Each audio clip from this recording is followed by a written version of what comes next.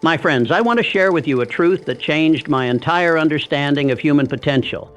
It was during one of the darkest periods of my research, 1929, when the stock market crashed, and I watched some of the most successful men I had interviewed lose everything overnight. I remember sitting in my study, surrounded by notes from my conversations with over 500 of the world's most successful individuals, wondering if all this wisdom meant anything when faced with genuine hardship. That's when I received a letter from Henry Ford. He had read some of my early work and wanted to meet. I'll never forget walking into his office, expecting to find a broken man dealing with massive losses. Instead, I found him radiating an energy that seemed almost supernatural. When I asked him how he maintained such composure during these devastating times, he looked me straight in the eye and said something that would become the foundation of everything I'm about to share with you today. Napoleon, he said, happiness isn't something that happens to you when circumstances are perfect. Happiness is something you create within yourself, especially when circumstances are imperfect. The moment you understand this distinction, you'll possess a power that no external force can ever take away from you. In that moment, I realized I had been approaching my research from the wrong angle. I had been studying success as an external achievement, but what I discovered that day was that true success begins with an internal decision, the decision to push yourself toward happiness regardless of what life throws at you. Over the next several years, I dove deeper into this principle with some of the most resilient minds of our time. I interviewed men who had lost fortunes and rebuilt them. I spoke with women who had faced unimaginable personal tragedies, yet maintained an unshakable inner joy. I studied individuals who had been written off by society, but who had created lives of profound meaning and satisfaction. What I discovered will transform your understanding of happiness forever. You see, most people have been conditioned to believe that happiness is a reward for good circumstances. They think happiness comes after success, after problems are solved, after life becomes easier. This is the greatest lie ever sold to the human spirit. The truth is this: happiness is not a destination you reach when life becomes perfect. Happiness is the vehicle that carries you through life's imperfections toward your ultimate destiny. Today, I'm going to share with you the exact principles that the most successful people in history have used to cultivate unshakable happiness, even during their darkest hours. These aren't feel-good platitudes or positive thinking exercises. These are battle-tested strategies used by men and women who faced seemingly insurmountable challenges and emerged not just victorious, but genuinely joyful. You're about to learn why pushing yourself to be happy every single day, especially when life is hard, is not just possible, but absolutely essential for anyone who wants to achieve lasting success and fulfillment. Principle 1, the happiness decision, your daily declaration of independence. The first principle I discovered came from my extensive interviews with Andrew Carnegie, the man who commissioned my life's work. Carnegie had faced poverty that would crush most men's spirits. He had worked in cotton mills as a child, endured hunger, and watched his family struggle for basic survival. Yet, he possessed a happiness that seemed to radiate from his very soul. During one of our conversations, I asked him directly, "Mr. Carnegie, how did you maintain such joy during those early years of hardship?" His answer revolutionized my understanding of human nature. He said, "Napoleon, I made a decision that changed everything. Every morning, before I even got out of bed, I would declare to myself, 'Today, I choose happiness.' Regardless of what happens, regardless of what challenges I face, I will find reasons to be grateful, reasons to smile, and reasons to believe in the goodness of life." This is what I call the happiness decision, the conscious, deliberate choice to pursue joy as your primary emotional state, independent of external circumstances. But Carnegie didn't stop there. He explained that this decision had to be reinforced throughout the day. Happiness, he told me, is like a muscle. The more you exercise it, the stronger it becomes. The less you use it, the weaker it gets. Here's what this looks like in practical terms. Morning declaration. Before you engage with the world, before you check the news or face your challenges, you must establish your emotional tone for the day. Stand in front of a mirror and declare, "Today, I choose happiness. I choose to find joy in small moments. I choose to see opportunities and obstacles. I choose to be grateful for what I have while working toward what I want." Midday reinforcement. When life begins to test your resolve, and it will, pause and reconnect with your decision. Ask yourself, how can I find happiness in this exact moment? What is working in my favor right now? What can I be grateful for, even in this difficult situation? Evening reflection. Before sleep, review your day not for what went wrong, but for what went right. Identify 3 moments of joy, no matter how small. This trains your subconscious mind to actively seek happiness, generating experiences. I witnessed this principle in action with Thomas Edison during his laboratory fire of 1914. When I arrived at the scene, expecting to find him devastated, I found him laughing. "Napoleon," he said, "all our mistakes are burning up. Tomorrow we start fresh with everything we've learned and none of our past errors. How could I not be happy about that?" This is the power of the happiness decision. It transforms you from a victim of circumstances into the architect of your own emotional experience. Principle 2, the gratitude multiplication effect. The second principle emerged from my studies with John D. Rockefeller, a man who understood the mathematics of emotion better than anyone I ever met. During the height of his success, when he was dealing with intense public criticism and legal challenges, I observed him practicing what he called gratitude multiplication. Napoleon, he explained, most people practice gratitude subtraction. They focus on what they lack, what's been taken from them, what isn't working. This creates an emotional deficit that grows larger every day. But successful people practice gratitude multiplication. They focus on what they have, what's been given to them, what is working. This creates an emotional surplus that compounds daily. The gratitude multiplication effect works on a simple principle. What you appreciate, what you focus on with genuine thankfulness, expands in your experience. Rockefeller showed me his personal practice. Every morning he would write down 10 things he was grateful for, but with a specific twist. He wouldn't just list them, he would calculate their value. Not just financial value, but emotional, spiritual, and practical value. For example, instead of writing, "I'm grateful for my health," he would write, "I'm grateful for my health, which allows me to work 12 hours without fatigue, enjoy meals with my family, walk in nature, and pursue my goals with energy. The value of this gift is immeasurable, worth more than all the money in my banks." This practice trained his mind to see abundance everywhere. When challenges arose, his automatic response wasn't to focus on what was being threatened, but to appreciate what remained strong and secure. Here's how to implement the gratitude multiplication effect in your daily life. The morning inventory. List 5 things you're grateful for, but expand each one.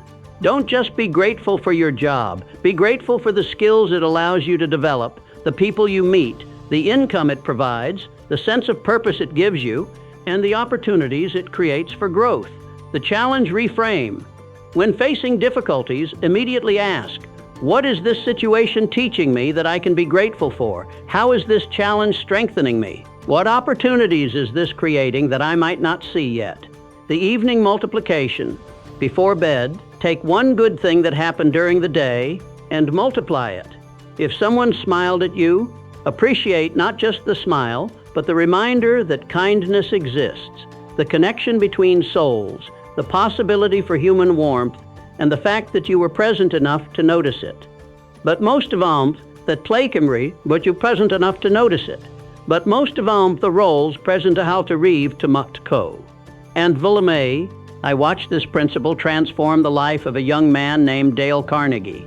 He had been struggling with depression and failure when he discovered the power of gratitude multiplication. Within months, his entire emotional landscape had shifted.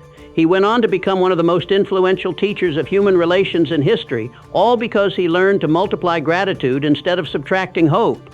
Remember, happiness is not about having more to be grateful for. Happiness is about being more grateful for what you have. Principle 3, the adversity, advantage.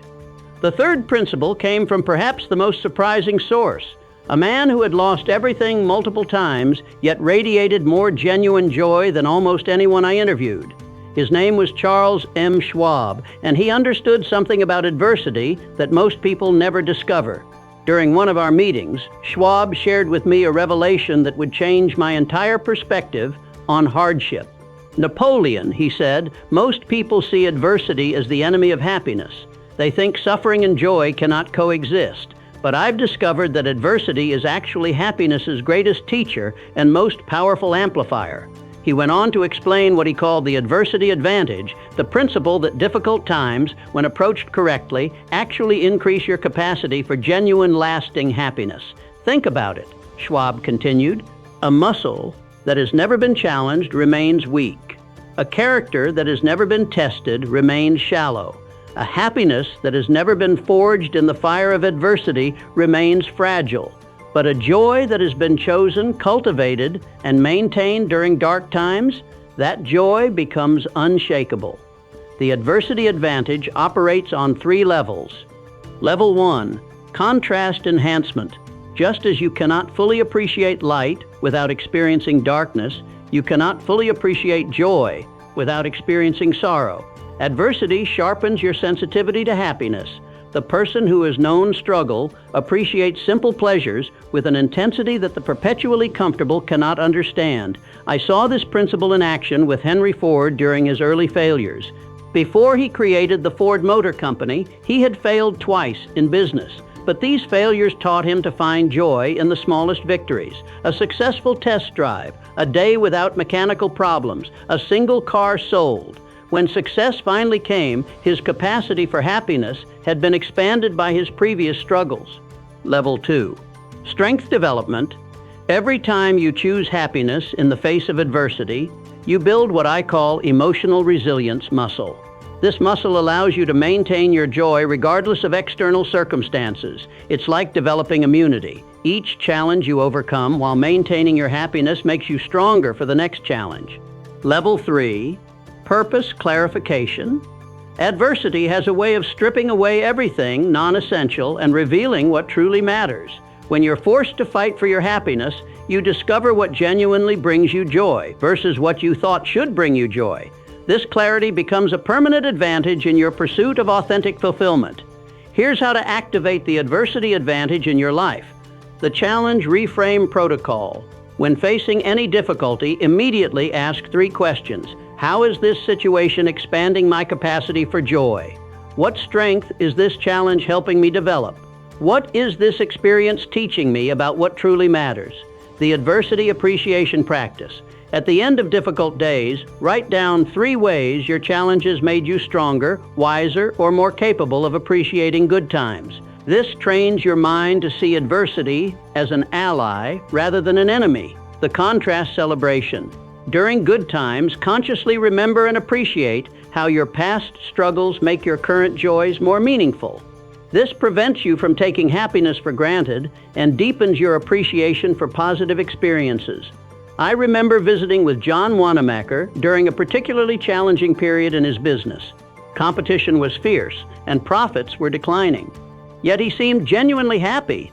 When I asked him how this was possible, he smiled and said, "Napoleon, I'm not happy despite these challenges. I'm happy because of them. They're teaching me things about business, about myself, and about what really matters that I could never learn during easy times. These difficulties are gifts in disguise." The adversity advantage teaches us that happiness is not the absence of problems. It's the presence of purpose, growth, and perspective in the midst of problems. Principle 4, the combratusion, connection. The 4th principle was revealed to me through my relationship with Dale Carnegie and his work with thousands of individuals struggling to find happiness. Carnegie discovered something profound. The fastest way to push yourself toward happiness is to push someone else toward theirs. Napoleon Carnegie told me during one of our later conversations, "I've worked with people from every walk of life, wealthy and poor, educated and uneducated, young and old. The one characteristic that separates happy people from unhappy people isn't their circumstances, it's their focus. Happy people focus on what they can give. Unhappy people focus on what they can get. This principle, which I call the contribution connection, operates on a fundamental law of human psychology. When you focus on contributing to others' happiness, your own happiness becomes a natural byproduct. Carnegie proved this principle through his work with individuals suffering from depression and despair. He would give them a simple assignment: find one way each day to genuinely help someone else feel better. The results were remarkable. People who had been consumed with their own problems began to experience joy simply by focusing on solving others' problems. But the contribution connection goes deeper than just helping others. It's about understanding that your happiness is intimately connected to the happiness of those around you. When you make it your mission to lift others up, you create an environment where your own happiness can flourish. I witnessed this principle in action with Andrew Carnegie's approach to business. Instead of focusing solely on maximizing his own profits, he focused on creating value for his employees, customers, and community. This approach didn't just make him wealthy, it made him genuinely happy because he knew his success was contributing to others' well-being. Here's how to activate the contribution connection in your daily life. The daily gift practice. Every morning, ask yourself, how can I make someone's day a little brighter today? It doesn't have to be grand gestures. A sincere compliment, a listening ear, a helping hand, or even just a genuine smile can be powerful contributions to someone's happiness. The problem-solving shift. When you're struggling with your own challenges, look for opportunities to help others with theirs. This isn't about ignoring your problems, it's about gaining perspective and energy by focusing outward instead of inward. The happiness multiplication method. Instead of trying to hoard happiness for yourself, actively work to spread it. Share good news, celebrate others' successes, offer encouragement during difficult times. The more happiness you give away, the more you'll find coming back to you. The legacy focus. Regularly ask yourself, how do I want to be remembered? What impact do I want to have on others' lives? This long-term perspective helps you prioritize actions that contribute to lasting happiness, both yours and others. I remember a conversation with Thomas Edison during a particularly frustrating period in his research. Experiments were failing, investors were complaining, and he was facing intense criticism. Yet, he maintained his characteristic optimism. When I asked him how, he said, "Napoleon, whenever I start feeling sorry for myself, I remember that my work isn't really about me. It's about creating inventions that will make life better for millions of people. How can I be unhappy when I'm working on something that will bring light to dark places and convenience to difficult lives?" The contribution connection teaches us that happiness is not a solo pursuit. It's a team sport. The more you contribute to others' happiness, the more happiness you'll experience yourself. Principle 5, the present moment mastery. The fifth principle came from my extensive study of successful individuals who had mastered what I call present moment mastery. The ability to find joy in the current moment regardless of past disappointments or future uncertainties. This principle was most powerfully demonstrated by Helen Keller, whom I had the privilege of interviewing multiple times. Despite facing challenges that would crush most people's spirits, she possessed a happiness that was almost radiant. When I asked her how she maintained such joy, she shared wisdom that revolutionized my understanding of where happiness actually exists. "Mr. Hill," she said, "most people live everywhere except where they actually are. They live in regret about the past or anxiety about the future. But life, real life, only happens in the present moment. And in the present moment, there are always reasons to be happy if you know how to look for them." Present moment mastery is based on a simple but profound truth. Happiness can only be experienced now. It cannot be experienced yesterday or tomorrow. It can only be experienced in this exact moment. Yet most people spend their present moments thinking about times when they were happier, or hoping for future times when they might be happier. This creates what I call happiness displacement, the chronic inability to access joy because your attention is always somewhere else. Helen Keller taught me a practice that transformed my own relationship with happiness. She called it the present moment inventory. Here's how it works. Step 1.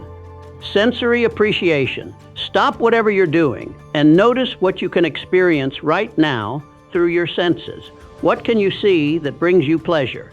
What sounds can you hear that connect you to life? What can you touch that reminds you of comfort or beauty? Even in difficult moments, there are always sensory experiences available that can anchor you to the present and provide subtle joy. Step 2. Gratitude spotting. Look for something, anything in your immediate environment that you can be grateful for. It might be as simple as having a roof over your head, breath in your lungs, or the ability to think clearly. This practice trains your mind to automatically search for reasons to be grateful rather than reasons to be upset. Step 3. Opportunity recognition. Ask yourself, what opportunity does this exact moment offer me? Perhaps it's an opportunity to learn something new, to practice patience, to show kindness, or to take a small step toward your goals. When you see each moment as offering possibilities rather than problems, your emotional state naturally shifts toward optimism. But step 4, connection awareness. Notice how you're connected to something larger than yourself in this moment. Perhaps it's connection to nature, to other people, to your values, or to your purpose. This awareness combats the isolation and self-pity that often steal happiness. I watched this principle transform the life of Charles Schwab during one of the most stressful periods of his career. Steel markets were volatile, competition was intense, and he was working incredibly long hours. Yet, he had developed the ability to find moments of genuine joy throughout even his most challenging days. He would take 30 seconds to appreciate the sunrise through his office window. He would pause during difficult meetings to silently appreciate the intelligence and dedication of his team members. He would find pleasure in the simple act of solving complex problems. These micro moments of present moment happiness added up to a life of genuine fulfillment, despite enormous external pressures. Here's how to develop present moment mastery in your own life. The hourly check-in. Set a reminder to go off every hour. When it does, take 30 seconds to practice the present moment inventory. This builds the habit of returning to the present throughout your day. The transition ritual. Before moving from one activity to another, pause and ask, what can I appreciate about what I just experienced? What am I looking forward to and what comes next? This prevents you from rushing through life without ever actually experiencing it. What? The mindful appreciation practice. Choose one routine activity each day, drinking your morning coffee, walking to your car, washing dishes, and commit to being fully present during that activity. Notice every detail, appreciate every sensation, and find joy in the simple act of being alive and capable. But the present moment questions. When you catch your mind dwelling on past regrets or future worries, gently redirect it by asking, what can I appreciate about right now? What opportunity does this moment offer me? How can I make the most of where I am today? Present moment mastery teaches us that happiness is not something you achieve in the future. It's something you access in the present. And the present moment is the only moment you ever truly have. Principle 6, the mental diet discipline. The sixth principle emerged from my observations of highly successful individuals who understood something crucial about the connection between what they fed their minds and their capacity for happiness. I call this the mental diet discipline, the conscious control of what thoughts, information, and influences you allow into your mind. This principle was most clearly demonstrated by Henry Ford, who had developed what he called his mental gatekeeping system. Ford understood that your mind is like a garden. Whatever you plant and nurture will grow. If you plant seeds of negativity, worry, and despair, those will flourish. If you plant seeds of optimism, gratitude, and possibility, those will flourish instead. During one of our conversations, Ford explained his daily mental diet to me. Napoleon, most people are incredibly careful about what they put in their bodies, but they're completely careless about what they put in their minds. They'll refuse to eat spoiled food, but they'll consume spoiled thoughts all day long through negative news, pessimistic conversations, and destructive self-talk. Ford had developed a systematic approach to protecting and nurturing his mental state. Morning mental nutrition. Ford began each day by feeding his mind positive, inspiring content. He would read from books about achievement, success, and human potential. He would review his goals and visualize their achievement. He would remind himself of past victories and future possibilities. This created what he called a mental foundation that could withstand the challenges of the day. Negative input filtering. Ford was ruthless about protecting his mind from unnecessary negativity. He limited his exposure to depressing news, avoided conversations with chronically negative people, and refused to engage in gossip or complaining. When negative information was necessary for business decisions, he would consume it quickly and then immediately counteract it with positive input. Evening mental cleansing. Before sleep, Ford would practice what he called mental housekeeping. He would review the day and consciously release any negative thoughts or emotions that had accumulated.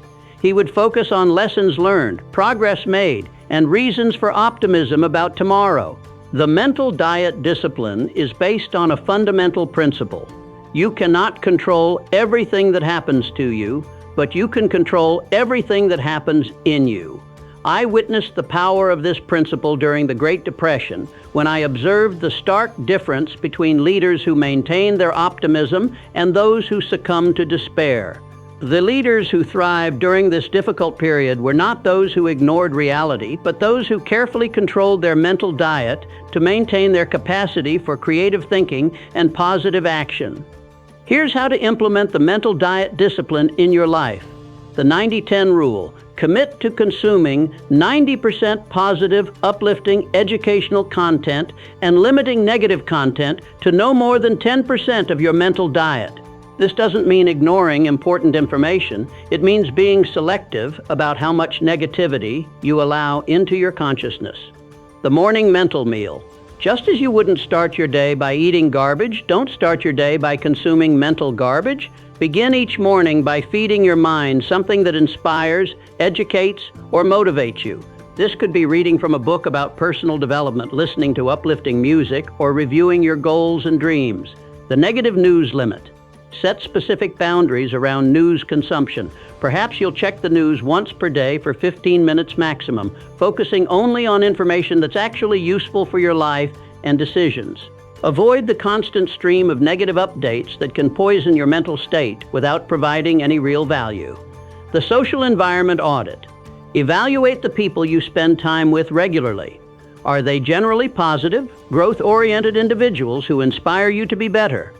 Or are they chronic complainers who drain your energy and optimism? This doesn't mean abandoning people who are going through difficult times, but it does mean limiting your exposure to perpetually negative individuals. The self-talk monitoring. Pay attention to your internal dialogue throughout the day. When you catch yourself engaging in negative self-talk, immediately redirect your thoughts towards something more constructive. Instead of, "I can't do this," try, "I'm learning how to do this." Instead of "nothing ever works out for me," try, "I'm looking for the opportunities in this situation." I remember a conversation with Dale Carnegie where he shared how the mental diet discipline had transformed his entire outlook on life. Napoleon, he said, "I used to wonder why some days I felt optimistic and energetic, while other days I felt pessimistic and drained. Then I realized it had everything to do with what I was feeding my mind." I remember a conversation with Dale Carnegie where he shared how the mental diet discipline had transformed his entire outlook on life. Napoleon, he said, "I used to wonder why some days I felt optimistic and energetic, while other days I felt pessimistic and drained. Then I realized it had everything to do with what I was feeding my mind. When I started treating my thoughts like food, carefully selecting what I consumed, and avoiding what would poison me, my emotional state became consistently positive." The mental diet discipline teaches us that happiness is not just about changing your circumstances, it's about changing your mental consumption habits. You become what you think about most, so think about what you want to become. Principle 7. The purpose-driven joy. The seventh and perhaps most powerful principle I discovered was what I call purpose-driven joy. The profound happiness that comes from aligning your daily actions with your deeper purpose and values. This principle was most powerfully demonstrated by individuals who had found ways to infuse meaning into even mundane activities. This understanding came to me through my relationship with John D. Rockefeller Sr., who, despite facing constant criticism and enormous pressure, maintained a deep sense of joy throughout his life. When I asked him about the source of his happiness, he said something that changed my entire perspective on the relationship between purpose and joy. Napoleon, he explained, most people think happiness comes from getting what they want, but real happiness comes from wanting what you're doing because it serves something larger than yourself.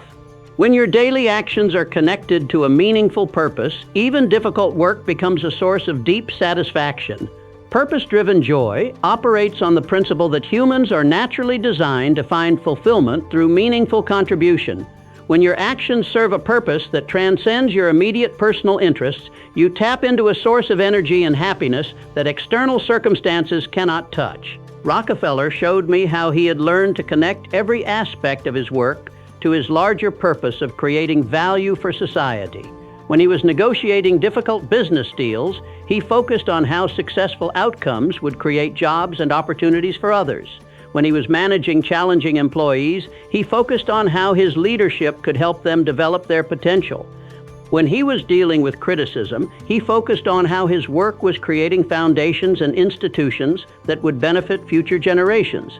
This practice transformed what could have been a life of stress and conflict into a life of deep meaning and joy. He had learned to see his work not as a series of problems to solve, but as a series of opportunities to serve.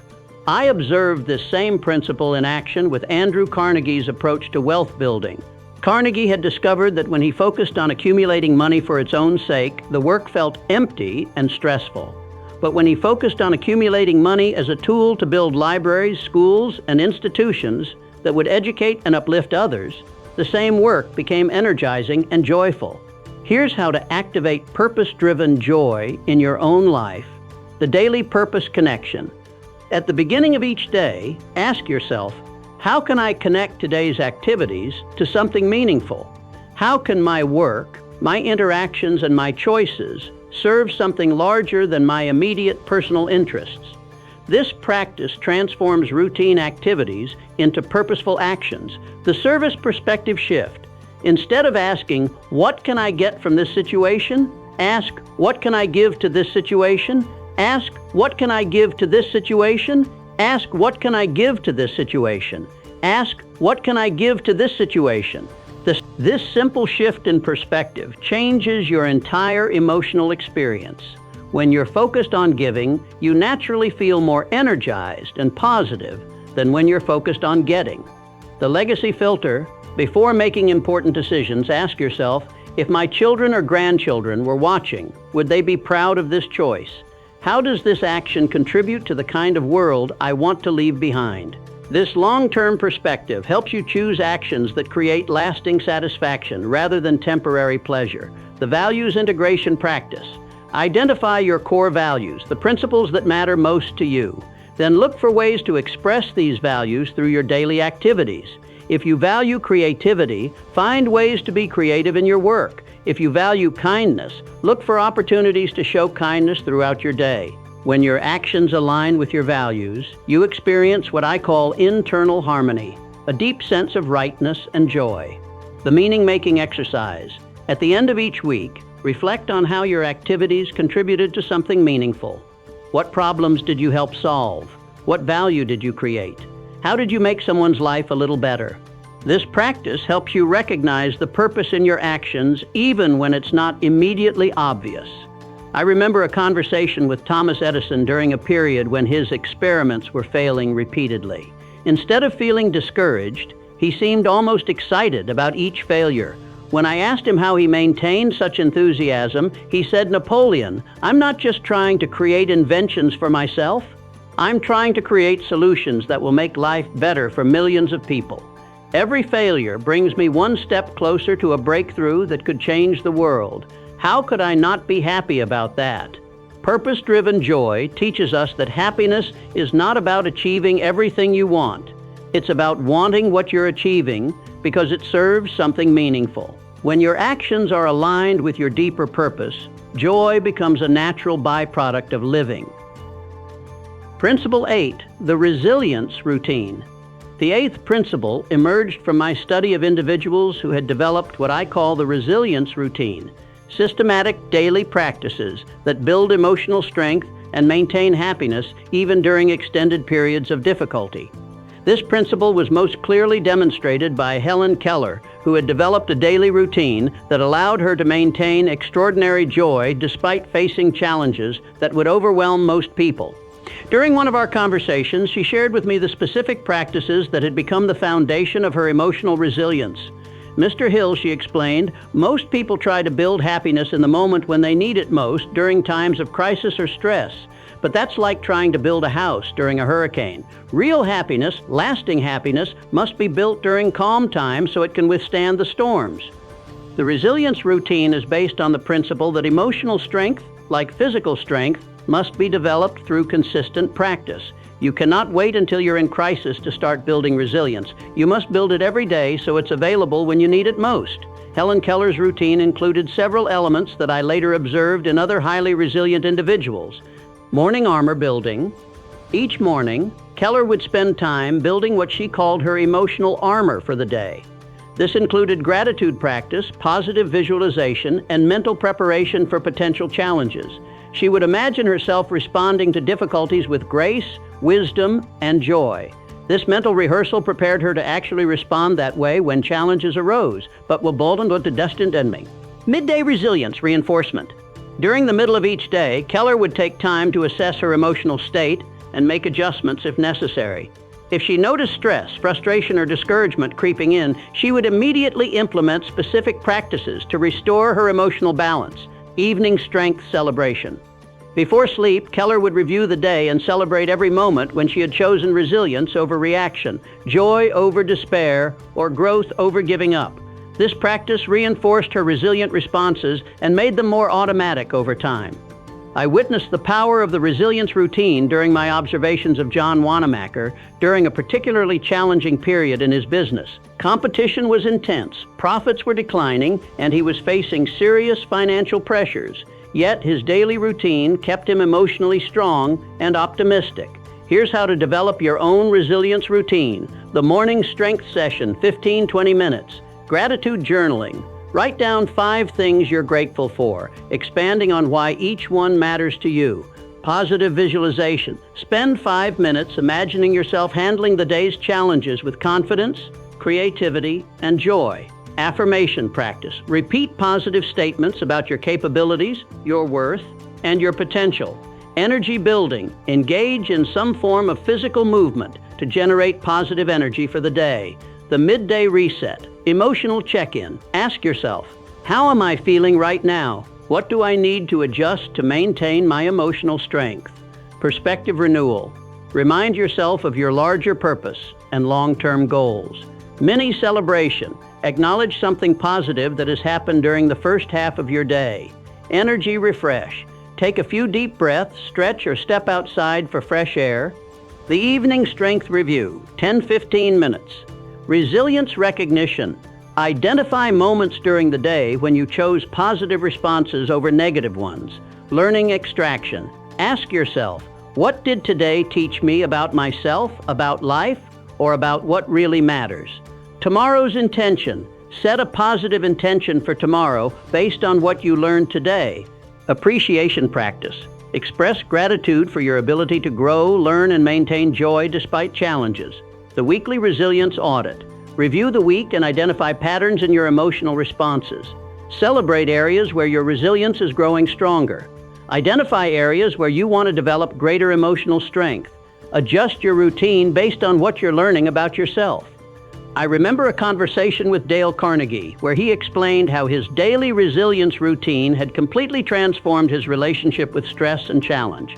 Napoleon, he said, I used to think resilience was something you either had or you didn't. Then I realized it was something you could build, just like muscle. The more I practiced responding positively to small challenges, the easier it became to respond positively to big challenges. The resilience routine teaches us that happiness during difficult times is not a matter of luck or natural temperament. It's a matter of consistent practice. When you build emotional strength every day, you develop the capacity to maintain joy regardless of what life throws at you. Principle 9, the contribution circle. The 9th principle I discovered was what I call the contribution circle, the understanding that sustainable happiness comes from creating value in an ever-expanding circle of influence. This principle was most powerfully demonstrated by Andrew Carnegie through his approach to what he called scientific philanthropy. Carnegie had discovered something profound about the relationship between giving and receiving happiness. During one of our most meaningful conversations, he shared with me an insight that would revolutionize my understanding of how joy actually works in human life.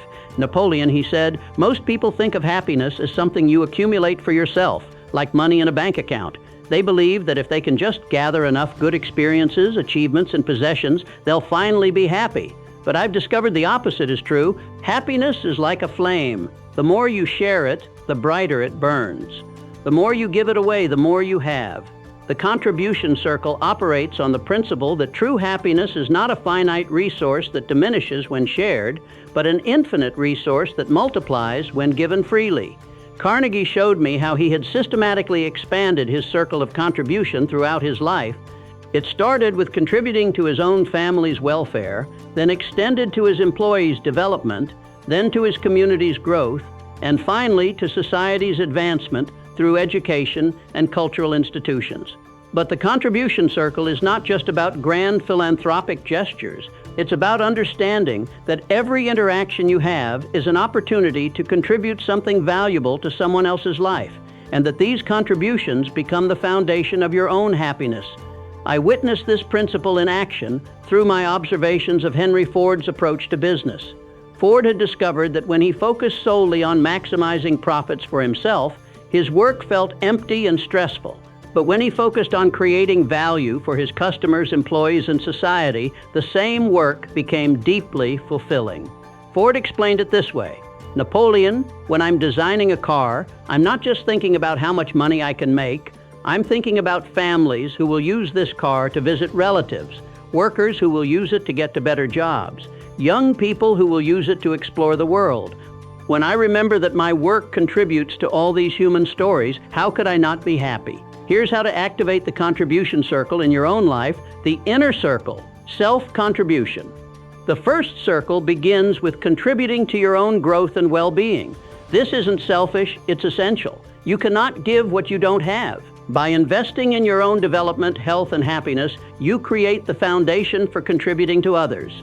Daily learning and skill development, physical and mental health maintenance, emotional intelligence growth, spiritual or philosophical development, the family circle, intimate relationships.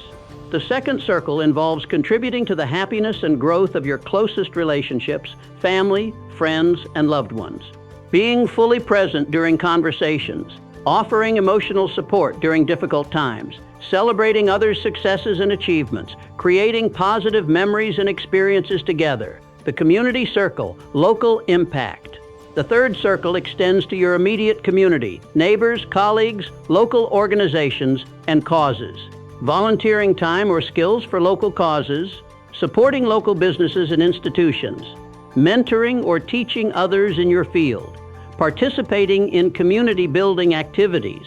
The society circle, broader influence. The fourth circle involves contributing to broader societal needs and causes that align with your values and capabilities, supporting causes that matter to you, using your skills to solve larger problems, creating content, products, or services that benefit many people, advocating for positive changes in your industry or society. The legacy circle, future generations. The outermost circle involves contributing to the welfare of future generations through the lasting impact of your life's work, building institutions or systems that will outlast you, teaching and mentoring the next generation, creating works or innovations that will benefit people you'll never meet, living in ways that model positive values for those who come after you. The daily contribution practice. Each morning, ask yourself, how can I contribute something valuable today in each circle of my influence? This doesn't require grand gestures. Sometimes the most powerful contributions are small acts of kindness, understanding, or encouragement. I remember a conversation with Thomas Edison where he explained how the contribution circle had transformed his relationship with his work. Napoleon, he said, I used to think success meant proving how smart I was, but then I realized real success means using whatever intelligence I have to make life better for others. When I shifted from trying to impress people to trying to serve people, my work became a source of joy instead of stress. The contribution circle teaches us that happiness is not something you achieve by taking from life, it's something you create by giving to life.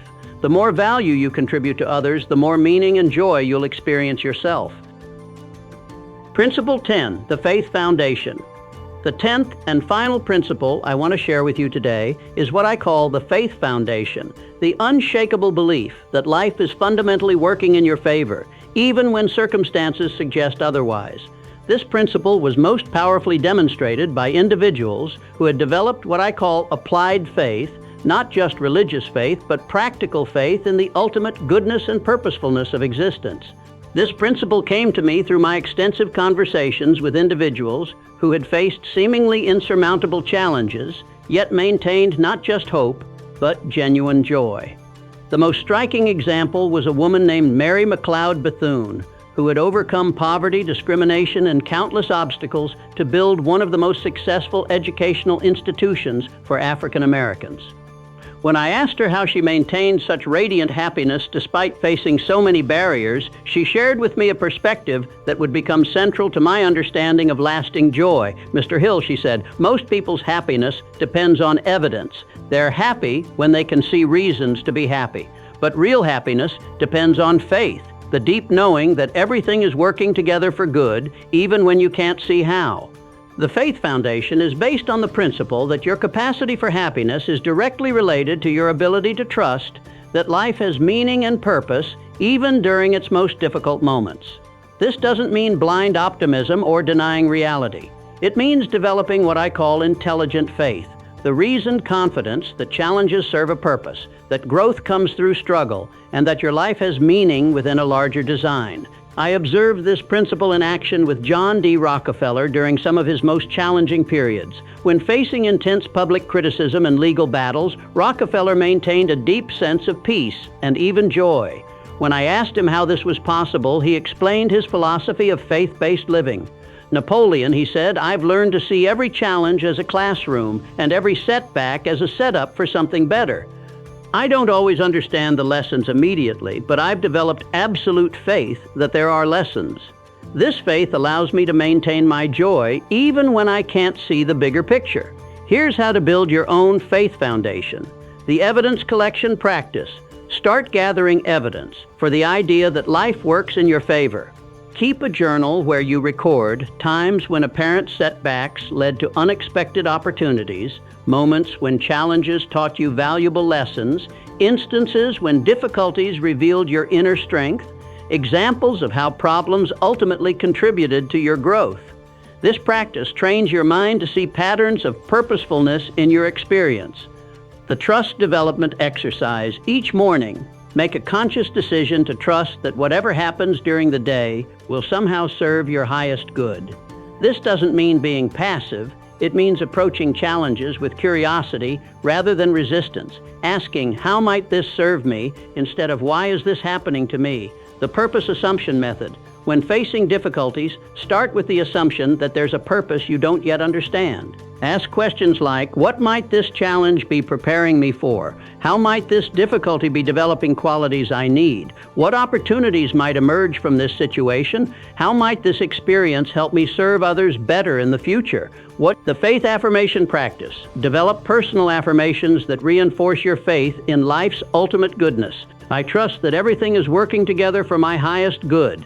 I have faith that challenges are opportunities in disguise. I believe that my life has meaning and purpose. I know that I am being prepared for something wonderful. The gratitude for growth perspective. Learn to appreciate not just what feels good, but what helps you grow. Thank life for challenges that develop your character, setbacks that teach you resilience, failures that redirect you toward better opportunities, difficulties that reveal your inner strength. I remember a profound conversation with Helen Keller where she shared how the Faith Foundation had sustained her through her darkest moments. "Mr. Hill," she said, "there were times when I wondered why I had been given such challenges. But then I realized that my difficulties had given me unique insights that allowed me to help others in ways I never could have otherwise.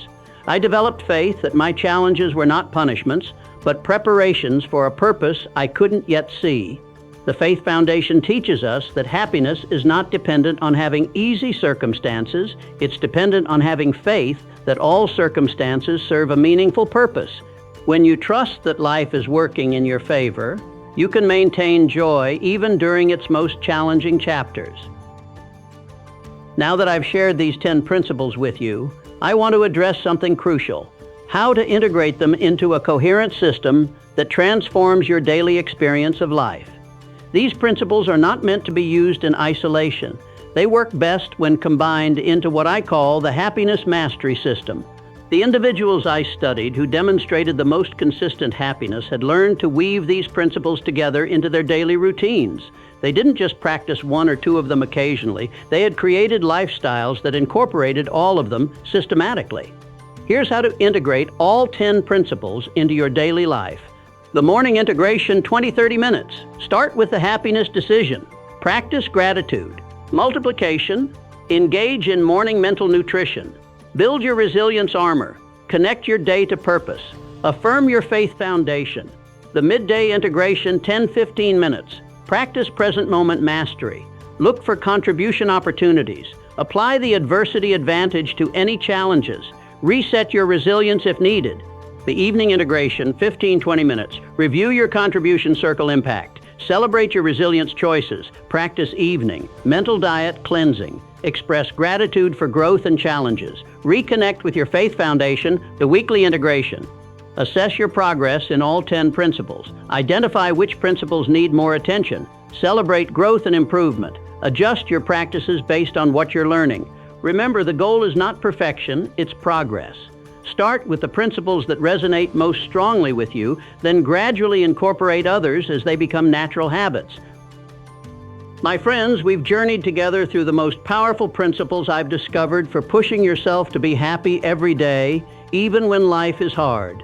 But now comes the most crucial moment of our time together, the moment when you decide what you're going to do with this knowledge. I want to share with you a scene that has haunted me for decades. It was during my research for Think and Grow Rich, and I was visiting a cemetery in Pittsburgh where many of the industrial giants of America were buried. As I walked among those tombstones, I couldn't help but think about all the dreams that died with those men, not because they lacked ability or opportunity, but because they failed to act on the knowledge they possessed. Andrew Carnegie once told me something that I want to share with you now. Napoleon, the graveyard is full of people who had wonderful intentions but never took action. Knowledge without application is just sophisticated ignorance. The difference between successful people and unsuccessful people is not what they know, it's what they do with what they know. But Carnegie didn't stop there. He leaned forward and said something that changed my entire understanding of human potential. The tragedy is not that people don't know how to be successful or happy. The tragedy is that they know exactly what to do, but they convince themselves they'll start tomorrow, next week, next month, next year, and tomorrow never comes. This is your moment of choice. This is your opportunity to transform from someone who knows about happiness to someone who lives happiness, even in the face of life's greatest challenges. Let me paint a picture of what your life could look like if you truly implement these principles. Imagine waking up each morning with genuine excitement about the day ahead, regardless of what challenges await you. Picture yourself encountering setbacks and immediately thinking, what opportunity is this creating for me? Envision yourself going through an entire week where external circumstances fluctuate wildly, yet your internal state remains joyful and peaceful. See yourself becoming the person others turn to for encouragement and wisdom because you radiate an unshakable happiness that inspires everyone around you. This is not fantasy. This is the reality of every person I interviewed who had mastered these principles. Henry Ford told me, Napoleon, there came a day when I realized I could choose my emotional state the same way I choose my clothes each morning. That day, everything changed. Thomas Edison shared, the moment I understood that happiness was a skill I could develop rather than a gift I had to wait for, my entire relationship with life transformed. Let me recap the transformative power of what you've learned today. You now understand that happiness is not a reward for perfect circumstances. It's a decision you make regardless of circumstances. You know that gratitude multiplies rather than subtracts from your emotional wealth. You've discovered that adversity can actually increase your capacity for joy. You've learned that contributing to others' happiness creates your own. You understand the power of present moment awareness, mental diet discipline, purpose-driven action, daily resilience building, expanding contribution circles, and faith in life's ultimate goodness. These are not theories. These are the actual practices used by the most successful and fulfilled people in history. The men and women I interviewed didn't achieve happiness by accident. They achieved it through systematic application of these exact principles. John D. Rockefeller once shared with me the mathematics of happiness implementation. Napoleon, most people try to change their entire lives overnight and end up changing nothing. But if you improve your happiness practices by just 1% each day, you'll be 37 times happier by the end of 1 year. Small, consistent actions compound into extraordinary results. But here's what I need you to understand with absolute clarity. Knowledge is only potential power. Applied knowledge is actual power. Right now, you have potential power sitting in your consciousness. The question is, will you transform it into actual power through immediate action? I want to tell you about a man I met during my research who embodied this principle perfectly. His name was William, and when I first interviewed him, he was struggling with depression and had lost 3 jobs in 2 years. But William made a decision that changed everything. He said, "Mr. Hill, I'm tired of being a victim of my circumstances. I'm going to apply one of your principles every single day until it becomes automatic. Then I'll add another." 6 months later, when I saw William again, he was unrecognizable. Not only had he found a better job, but he had been promoted twice. More importantly, he radiated a joy that was absolutely magnetic. When I asked him what had changed, he said, "I discovered that happiness is like physical fitness. You have to work at it every day, but the more you work at it, the easier it becomes and the stronger you get." The urgency of this moment cannot be overstated. Every day you delay implementing these principles is another day of unnecessary struggle with unhappiness. Every morning you wake up without the happiness decision is a morning wasted. Every challenge you face without the adversity advantage is a missed opportunity for growth. Every interaction you have without the contribution connection is a chance for joy that slips away. Think about this mathematically. If you live for 70 more years, that's 25,550 more days. If you delay starting these practices for just 1 week, you've already wasted 7 opportunities for transformation. If you delay for 1 month, you've wasted 30 days that could have been the beginning of a completely different life trajectory. Time is the one resource you cannot recover. The moment to begin is now. Dale Carnegie shared with me a profound insight about timing. Napoleon, the perfect time to plant a tree was 20 years ago. The second best time is today. The same is true for happiness. The best time to start cultivating joy was in your childhood, but the second best time is this very moment. I want you to subscribe to Napoleon Hill Mastermind Journeys right now, not just to access more content, but to make a commitment to your own transformation. When you click that subscribe button, you're not just following a channel, you're joining a community of individuals who refuse to accept mediocrity and who are committed to pushing themselves toward happiness and success every single day. This community is special because it's based on the same principles that Andrew Carnegie used to select the members of his mastermind group. Carnegie told me, "Surround yourself with people who are committed to growth and you'll grow. Surround yourself with people who accept mediocrity and you'll stagnate." By subscribing to this channel, you're choosing to surround yourself with individuals who are committed to excellence in the most important area of life, the cultivation of lasting happiness and success. And make sure you hit that notification bell, because the principles I share in future videos will build upon what you've learned today. Each video is designed to deepen your understanding and strengthen your application of these life-changing concepts.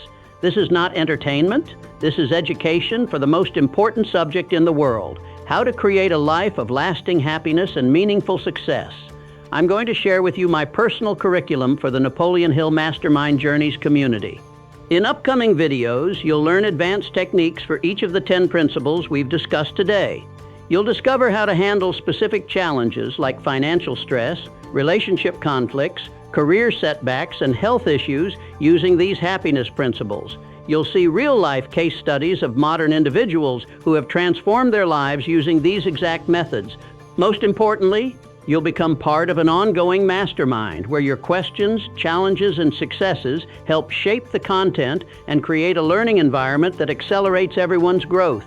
Now, I have a question for you, a question that will determine whether this video becomes a turning point in your life or just another piece of information you consume and forget. What is the one principle from today's teaching that currently challenges you the most, and what specific action will you take in the next 24 hours to begin transforming that area of your life? This is not a question you can answer with a simple yes or no. This requires deep self-reflection and honest commitment. Is it the happiness decision that challenges you because you've been waiting for circumstances to improve before choosing joy? Is it the mental diet discipline because you've been consuming too much negativity? Is it the contribution circle because you've been focused only on what you can get rather than what you can give? Is it the faith foundation because you've been struggling to trust that life is working in your favor? Let me help you think through this more deeply. If you struggle with the happiness decision, perhaps it's because you've been conditioned to believe that happiness is selfish or unrealistic during difficult times. If the gratitude multiplication effect challenges you, maybe you've fallen into the habit of focusing on what's wrong rather than what's right. If the adversity advantage seems impossible, you might need to reframe your relationship with challenges from "why is this happening to me?" to "how is this happening for me?" If present moment mastery feels elusive, consider that you might be living too much in regret about the past or anxiety about the future. If the mental diet discipline seems overwhelming, start by examining just one source of negative input in your life. Perhaps the first thing you look at when you wake up or the last thing you consume before sleep.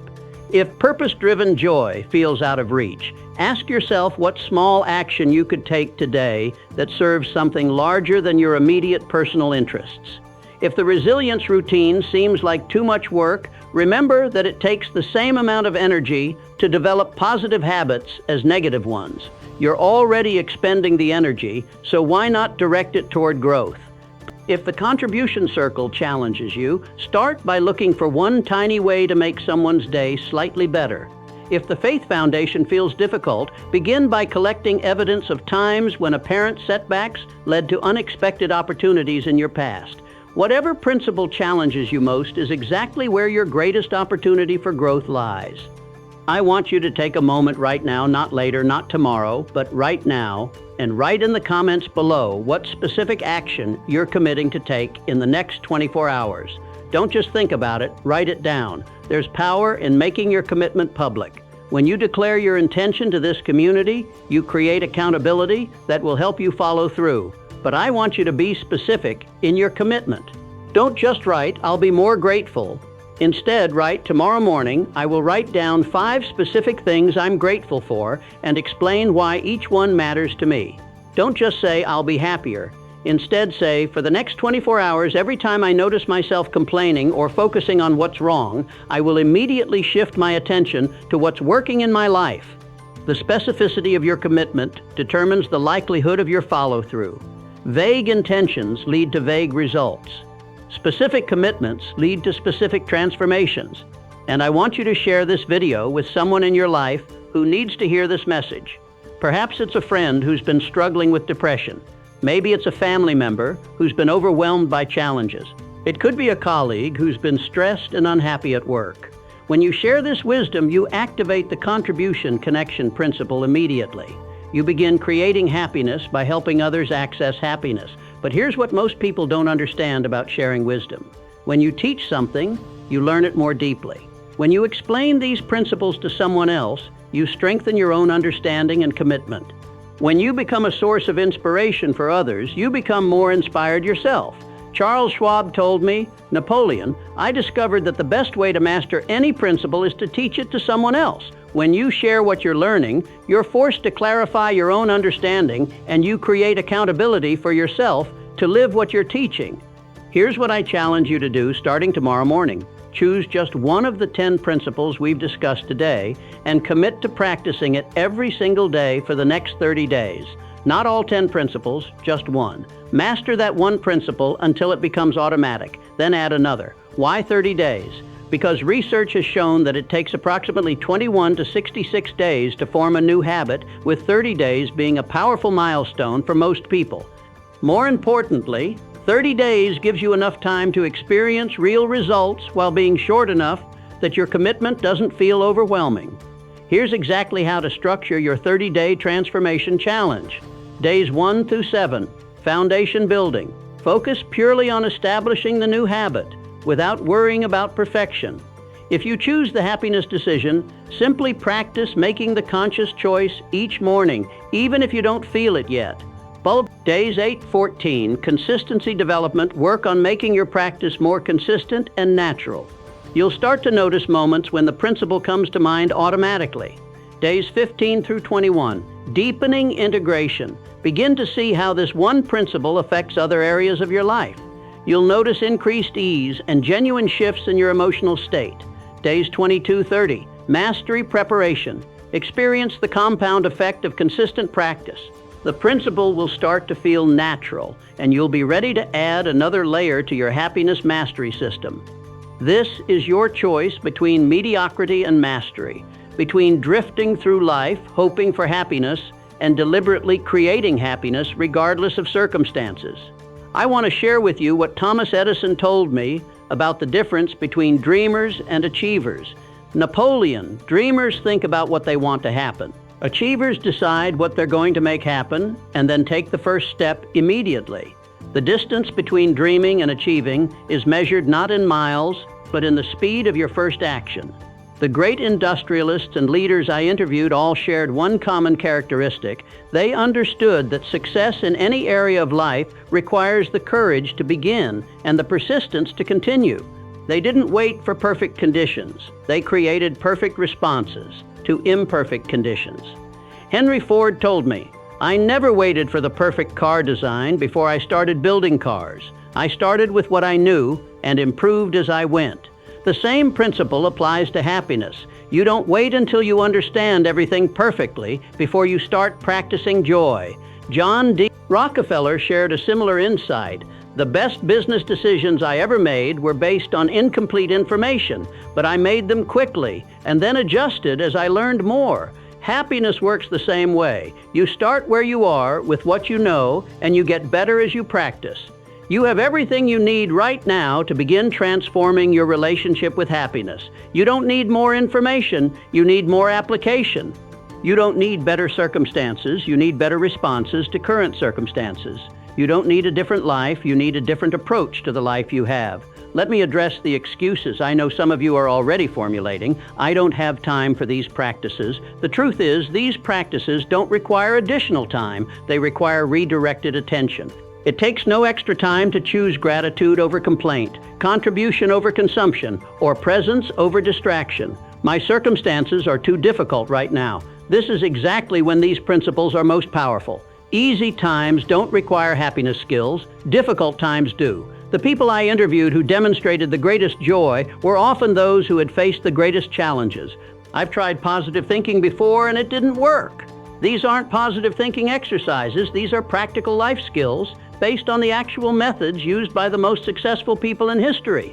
There's a difference between hoping for the best and systematically creating your best. I'm not naturally a happy person. Happiness is not a personality trait, it's a practice skill. Andrew Carnegie wasn't naturally optimistic. He was naturally focused and disciplined, and he applied that focus and discipline to developing joy.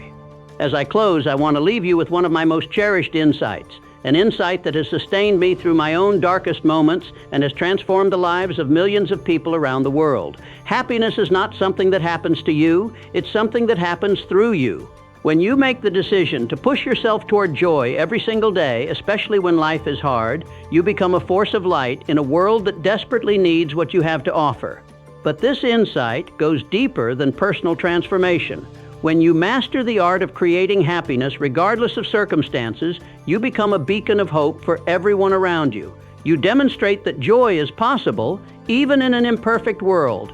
You prove that humans can rise above their conditions and create lives of meaning and fulfillment. Dale Carnegie said to me, "Napoleon, when you learn to be genuinely happy, despite your challenges, you give others permission to do the same. Your joy becomes a gift, not just to yourself, but to everyone whose life you touch. The time for excuses is over. The time for waiting is finished. The time for transformation is now."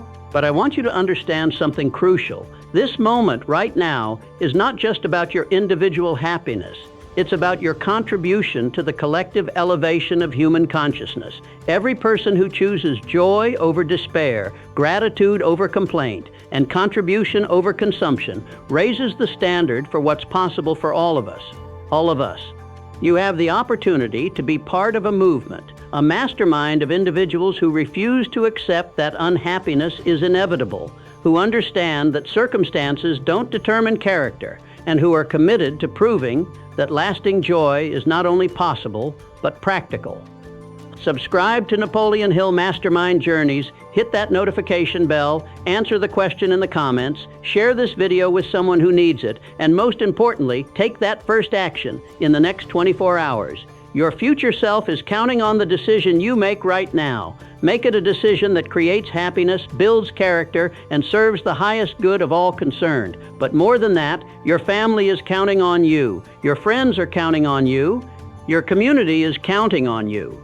The world needs more people who understand how to create genuine happiness in the face of genuine challenges. The world needs more examples of what's possible when humans commit to mastering the art of joy. Remember, you were born to be happy. You were designed for joy. You have the capacity for unshakable contentment, regardless of external circumstances. All that remains is for you to claim what is already yours. You are not here by accident. You are not watching this video by coincidence. You are here because it's time for you to step into the fullness of who you were meant to be, a person who creates happiness rather than waits for it, who finds joy in the journey rather than just the destination, who lifts others up while rising themselves. The choice is yours. Choose wisely. Choose boldly. Choose happiness.